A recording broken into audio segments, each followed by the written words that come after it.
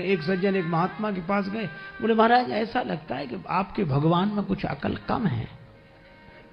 महात्मा बोले अहो भाग्य जो तुम्हारा दर्शन हुआ, कम सही है तो, कम सही है तो, हम तो मानते थे है ही नहीं। वो आदमी बोला आप संत होकर कैसी बात करते कि भगवान में अकल है ही नहीं। महात्मा हंसकर बोले कि उनमें थोड़ी बहुत भी अकल होती तो तुम जैसे कम अकल पैदा ही काहे को करता जो आशिक कम अकल कहने पर। लेकिन भगवान भी इन अभिमानियों का ऐसा इलाज करते।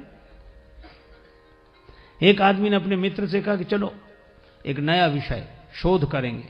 अच्छा क्या, इस दुनिया को बनाने में भगवान ने कितनी गलतियां की हैं, अपनी गलती आज तक मिली नहीं, भगवान की गलतियां। मित्र ने कहा वाह यह तो बड़ा मौलिक विषय रहेगा, इस पर तो आज तक किसी ने चिंतन किया नहीं, शोध नहीं किया। बहुत मूल्यवान कृति हो गई है आपकी शोध की, शोध प्रबंध।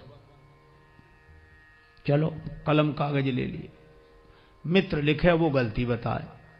हर जगह देखे भगवान ये गड़बड़ी कर दी भगवान ने। क्या, एक गांव में गए तो छप्पर नुमा मकान था, उस पर कद्दू के काशी फल बड़े बड़े कद्दू लगे हुए और बेल दुबली पतली चौड़े पत्ते। बोले लिखो परमात्मा की गलती नंबर 1 नोट करो। इतनी दुबली पतली नाजुक सी बेल, इसमें इतने बड़े बड़े फल हैं, इससे समझ में आया वो बेअकल है। छोटे छोटे फल लगाने थे, बेल जितना सहन कर सके इतना बड़ा फल लगा दिया। मित्र ने कहा वाह कमाल कर दिया, क्या सोच है। नोट कर लिया।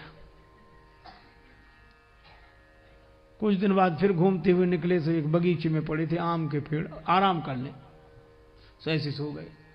ऊपर देखा कच्चे हरे रंग के आम लगे थे।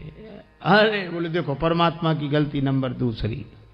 इतना बड़ा विशाल वृक्ष और इसमें इतने छोटे छोटे फल हैं, इससे समझ में आया को बेअकल है। देखो मित्र ने कहा वाह यह भी बिल्कुल बिल्कुल। बोले कद्दू जैसे फल लगाता है इसमें, छोटे छोटे फल उसमें लगाता है। मित्र ने नोट, अब देख रहे थे ऐसे, भगवान ने भी सोचा कि इसको जरा समझा दें। तब तक ऐसी हवा का झोंका आया, एक आम का फल टूट कर गिरा और उसकी नाक पे, नाक जैसा नाजुक अंग, और आम का कच्चा फल पत्थर जैसा कठोर। और आज के जमाने का आदमी उससे आम की चोट बर्दाश्त नहीं होती तो खास चोट क्या बर्दाश्त हो सकेगी। इतने में ही तो मूर्छित हो गया वो, गिरा आम। अब मित्र का कलम कागज छूट गया, वो पंखा कर हवा करने लगा। बोला डॉक्टर को बुलाएं, वैद्य को बुलाएं, कि हकीम को बुलाएं, कि हवा करते रहें, कि पानी पिलाएं। वो आदमी बोला कुछ मत करो, पहले दोनों गलतियां काट दो, एक भी नहीं है। क्यों? बोले भगवान ने अच्छा किया कि इतने बड़े बड़े फल नहीं लगाए इस पेड़ में, नहीं इतने से फल ने तो अधमरा कर दिया, ऊपर से उतना बड़ा फल गिरता तो मामला ही साफ हो जाता। भगवान मानने को तैयार नहीं भगवान पर।